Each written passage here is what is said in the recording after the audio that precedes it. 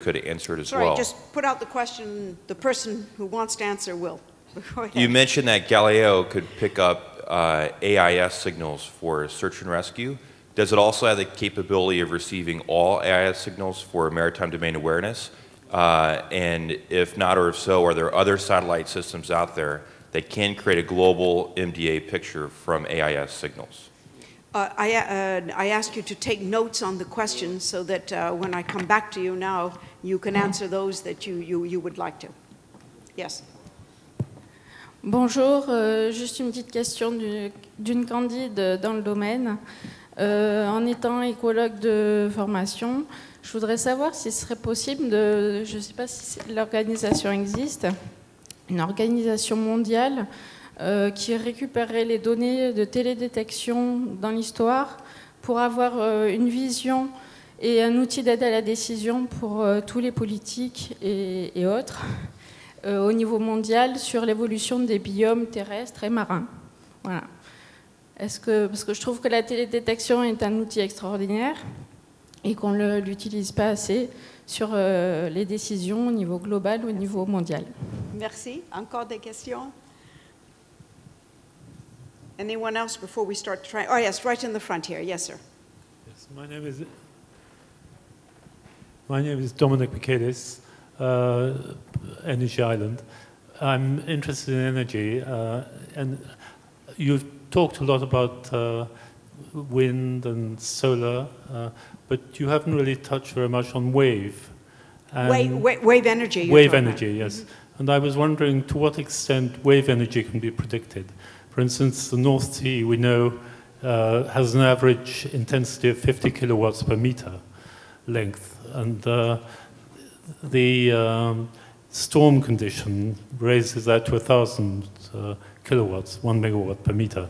So I was wondering to what extent these energy fluxes could be predicted, and also how sea currents could also be predicted in terms of the energy that they carry. Thank you very much. Thank you. I think that we have more. Oh, there's one more at the back there. Sorry, it's hard to see you. Right at the back. Oui, merci.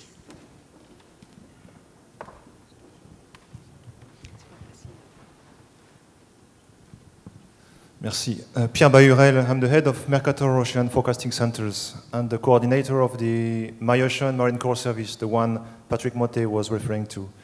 And I can testify that we are ready to start, that 60 entities in Europe are ready to run the systems assimilating altimetry, sea surface temperature, ready to assimilate salinity when it is available, ready to provide the ocean forecast to anywhere in the world, and that these 60 partners in Europe representing 28 countries, all the European maritime countries plus partners are ready to start.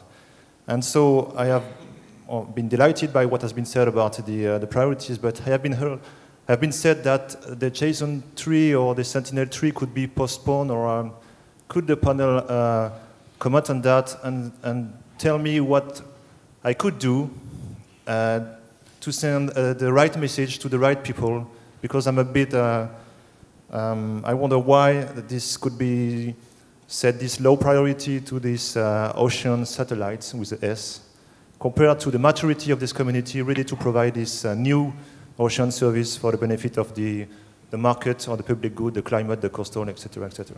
Thank you. Thank you very much. So we'll take that. We'll try and give them some messages as to why we put it back as a priority and it doesn't get postponed.